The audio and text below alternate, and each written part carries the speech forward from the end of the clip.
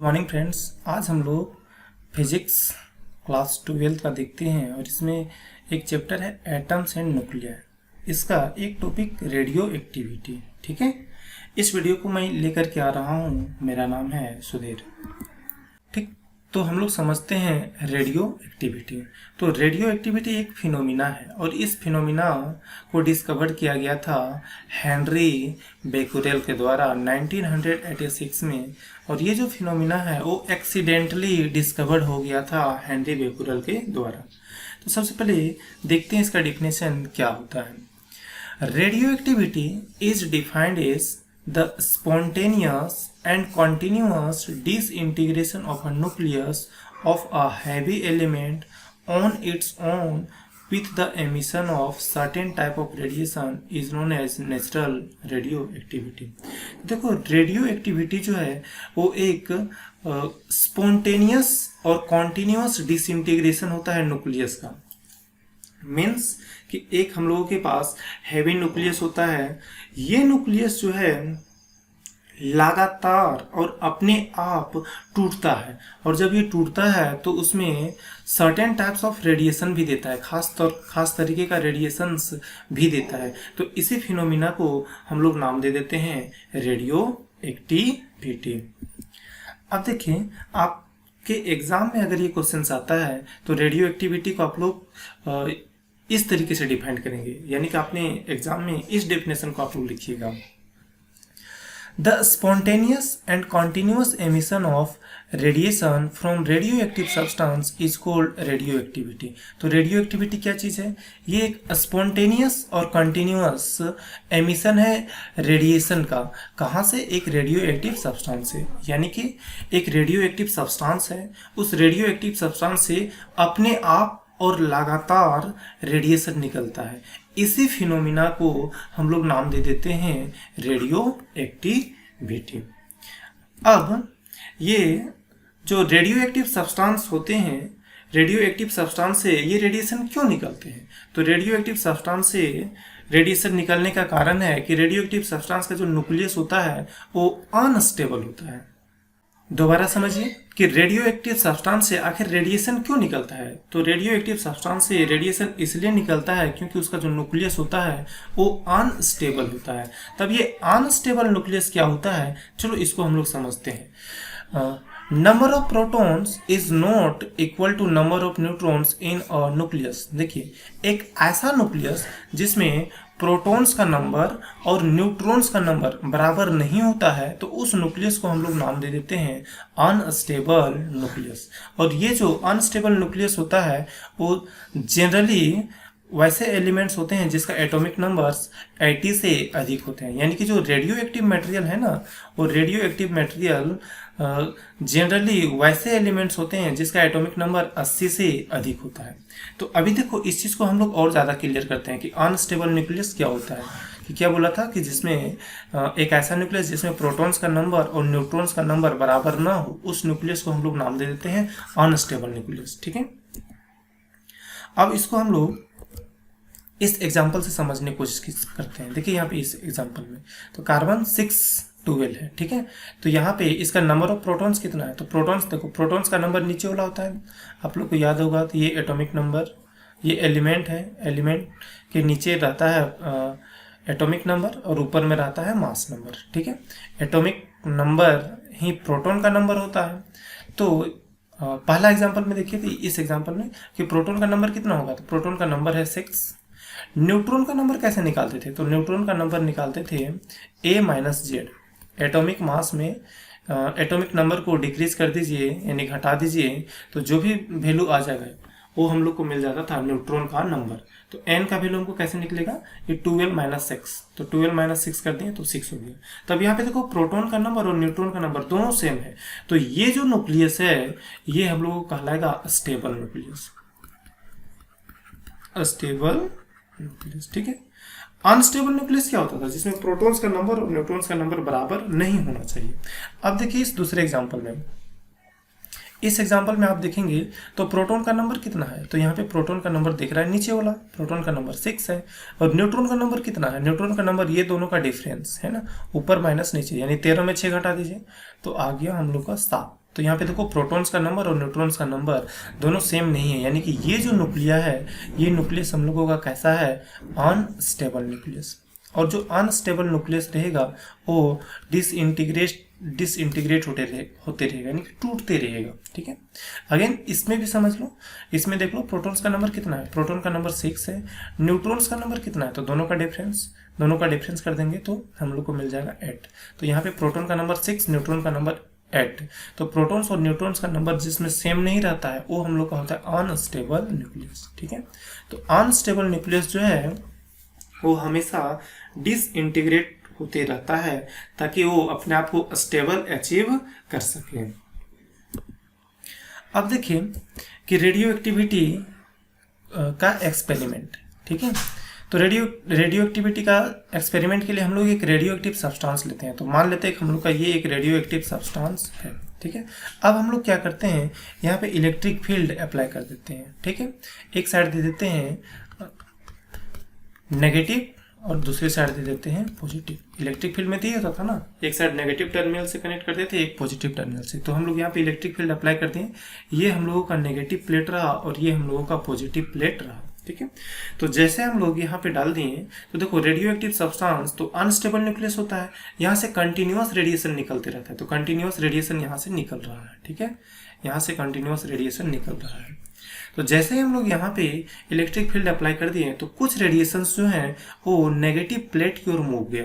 ठीक है, तो आप लोग यहाँ पे दिख रहा है कि कुछ रेडिएशन जो है नेगेटिव प्लेट की ओर मुड़ गया है, कुछ रेडिएशन जो है वो पॉजिटिव प्लेट की ओर मूव गया।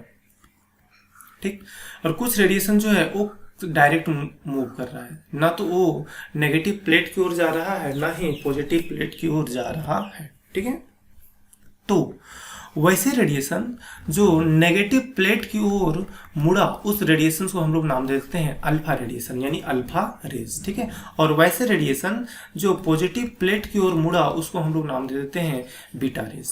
तो अब थोड़ा सा कॉमन सेंस लगाइए कि ये जो अल्फा पार्टिकल्स हैं या अल्फा रेज जो हैं वो नेगेटिव प्लेट की ओर क्यों गए, तो कहीं ना कहीं कि ये जो अल्फा पार्टिकल्स है वो अल्फा पार्टिकल्स के पास पॉजिटिव चार्ज होगा, यानी कि ये अल्फा रेज दिख रहा है, अल्फा रेज के पास कौन सा चार्ज होगा, पॉजिटिव चार्ज होगा, तभी जाकर के ये कौन से चार्ज की ओर चला गया, नेगेटिव चार्ज की ओर चला गया। ठीक है, तो अल्फा रेज के पास कौन सा चार्ज होता है, अल्फा रेज के पास पॉजिटिव चार्ज होता है।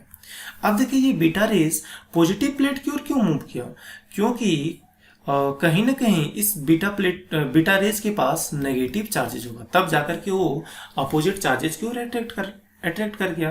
तो बीटा रेज के पास कौन सा चार्ज होता है, नेगेटिव चार्ज। अब गामा रेज जो है ना तो नेगेटिव प्लेट की ओर मूव किया ना पॉजिटिव प्लेट की ओर, तो इससे हमें ये पता चलता है कि गामा रेज के पास किसी तरीके का कोई भी चार्ज नहीं होता है। ठीक है, तो हमें यहाँ पे ये चीज समझ में आया कि अल्फा पार्टिकल के पास पॉजिटिव चार्जेस होते हैं, बीटा पार्टिकल के पास नेगेटिव चार्जेस होते हैं और गामा पार्टिकल के पास कोई भी चार्ज नहीं होता है। अब हम लोग समझते हैं कि ये जो डिसइंटीग्रेशन होता है न्यूक्लियस का, उसका लॉ क्या चीज़ है। ठीक है, तो law of radio active disintegration, यानी कि जो न्यूक्लियस होता था यानी रेडियो एक्टिव सब्सटेंस जो होता है वो टूटता है, उसका क्या लॉ है, उस लॉ को अब हम लोग समझने का कोशिश करते हैं। तो यहाँ पे कुल मिलाकर के 5-6 लॉ हैं जो आपको समझना पड़ेगा। ठीक, तो सबसे पहला लॉ क्या बोलता है, it is a spontaneous process, यानी कि रेडियो एक्टिव सब्सटेंस का जो टूटना है वो एक स्पॉन्टेनियस प्रोसेस होता है, वो अपने आप होते रहता है। It does not depend upon the external conditions like temperature, pressure etcetera. Means कि ये जो रेडियो एक्टिव डिसइंटीग्रेशन है वो एक्सटर्नल कंडीशन पर नहीं डिपेंड करता है, वो टेम्परेचर के ऊपर पर डिपेंड नहीं करता है, प्रेशर के ऊपर भी डिपेंड नहीं करता। यानी ऐसा नहीं होगा कि आप टेम्परेचर चेंज कर दो तो टूटने का रेट बढ़ जाएगा या तो फिर घट जाएगा। ठीक है, ठीक उसी तरीके से आप प्रेशर चेंज कर दो, प्रेशर घटा दो या प्रेशर बढ़ा दो, उससे रेडियो एक्टिव सब्सटेंस का जो टूटने का रेट है उसके ऊपर कोई भी फर्क नहीं पड़ेगा। सेकेंड लॉ जो है वो है at one time only one radiation will emit, no two radiation can emit together. देखिए मतलब जब अभी रेडियो एक्टिव सब्सटेंस से जो अल्फा बीटा गामा रेज निकल रहा था वो एक बार में एक ही रेज निकल सकता है, या तो अल्फा रेज निकल सकता है या बीटा रेज निकल सकता है, दोनों रेज एक साथ नहीं निकल सकता है। Third rule, during alpha decay the atomic number of parent nuclei will decrease by 2 and atomic mass will decrease by 4। तो देखिए हम लोग को तीन तरीके का डीके दिखाई पड़ेगा, यानी कि रेडियो एक्टिव सब्सटेंस टूटेगा तो तीन चीज मिलता है हमें, या अल्फा बीटा या गामा। तो जब अल्फा पार्टिकल टूटेगा ना, जब अल्फा डीके हम लोग को दिखाई देगा तो हमें उसमें क्या चीज दिखाई देगा कि जो पारेंट नुक्लिया है, पारेंट नुक्लिया में उसका एटॉमिक नंबर 2 से घट जाएगा और मास नंबर जो है वो 4 से घट जाएगा। कहने का मतलब कि लेट से कि ये एक रेडियो एक्टिव सब्सटेंस है, ठीक है। अब इसका अल्फा डीके हो रहा है तो ये नीचे होता है एटॉमिक नंबर, ऊपर होता है मास नंबर, ठीक है। अब अगर इसमें हम लोगों का अल्फा डीके होगा, अल्फा डीके होगा तो मतलब ये न्यूक्लियस टूट गया, चलो लेट से ये टूट करके एक नया न्यूक्लियस बनेगा, उसका नाम है वाई। तो इसका एटॉमिक नंबर 2 से कम हो चुका रहेगा, तो यानी एटॉमिक नंबर हो जाएगा Z-2, ठीक है।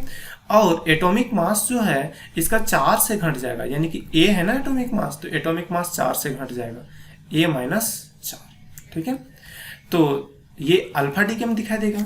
तो अल्फा डीके में देखो ये 2 टूट गया ना, 2 एटॉमिक नंबर घट गया है, तो जब अल्फा पार्टिकल आएगा तो उसका एटॉमिक नंबर यहाँ पे कितना हो जाएगा 2, और मास नंबर कितना से घटा था 4 से घटा था, तो हमें ये मास नंबर मिल जाएगा 4 से, और इसके साथ में हमें कुछ अमाउंट ऑफ एनर्जी भी मिलेगा। तो देखो यहाँ पे कि जो अल्फा डीके होगा तो अल्फा डीके में एटॉमिक नंबर 2 से घटेगा। तो देखो ये एक रेडियो एक्टिव सब्सटेंस था, इसमें अल्फा डीके हुआ, यानी अल्फा पार्टिकल टूटा है, तो अल्फा पार्टिकल टूटने से एटॉमिक नंबर 2 से घट गया, यानी ये एटॉमिक नंबर जेड था ना, तो देखो 2 से ये घट गया तो Z-2 हो गया, और मास नंबर जो है वो 4 से घट जाएगा। तो देखो यहाँ पे मास नंबर A था तो इसका 4 से घट गया तो A-4, ठीक है।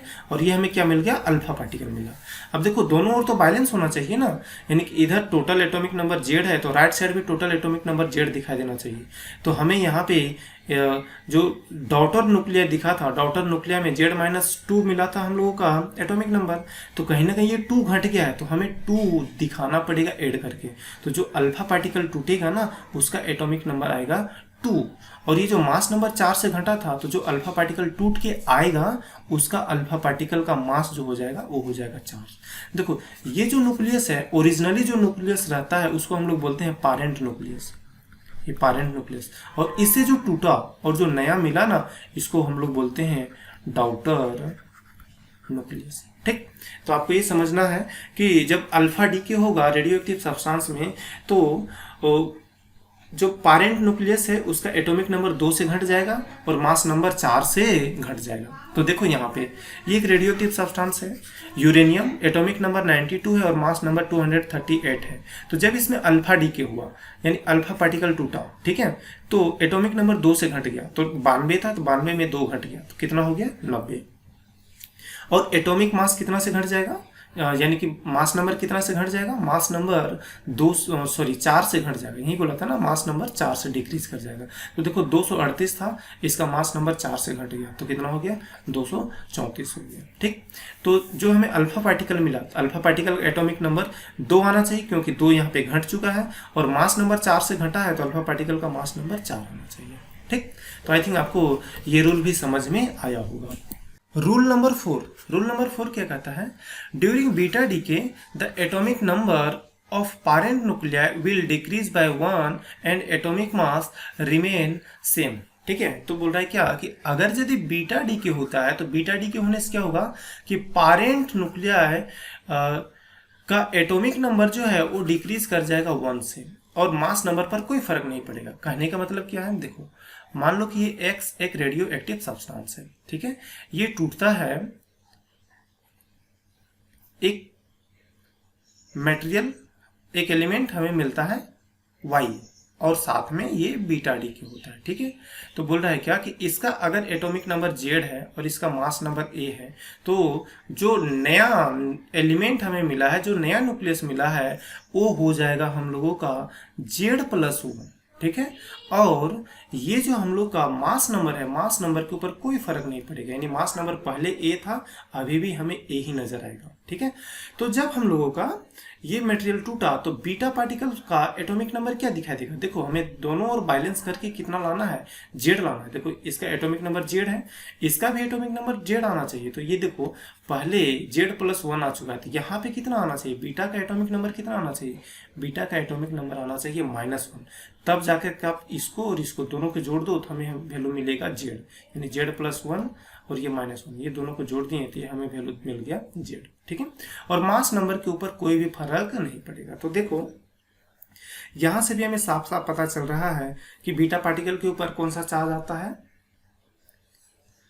नेगेटिव चार्ज आता है। ठीक है, तो बहुत सिंपल में इसको ये समझना कि जब बीटा डीके होगा तो पारेंट न्यूक्लियर का जो एटॉमिक नंबर है ना, वो 1 से घट जाएगा। तो देख लो यहाँ पे जो हम लोग का डॉटर न्यूक्लियर, ये हम लोगों का पारेंट न्यूक्लियर है, ये हम लोगों का डॉटर न्यूक्लियर है। तो डॉटर न्यूक्लियर का एटॉमिक नंबर कितना है, Z+1, लेकिन पारेंट न्यूक्लियर का एटॉमिक नंबर कितना है, इससे 1 कम। ठीक है, तो यही बात यहाँ पे बोला था कि during beta decay atomic number of parent nuclear will decrease by 1। तो पारेंट न्यूक्लियर का एटॉमिक नंबर 1 से घट जाएगा, लेकिन मास नंबर सेम रहेगा। तो देखो इस एग्जांपल से समझना, देखो डॉटर न्यूक्लियर का एटॉमिक नंबर कितना है 16, लेकिन इसका पारेंट न्यूक्लियस का एटॉमिक नंबर 1 से घट जाएगा, यानी इसका एटॉमिक नंबर कितना हो जाएगा 15, लेकिन मास नंबर के ऊपर कोई फर्क नहीं पड़ेगा। तो यहाँ पे 32, यहाँ पे भी 32। ठीक है, तो ये हम लोगों को दिखा दिया बीटा डीके, तो ये बीटा डीके हो जाएगा।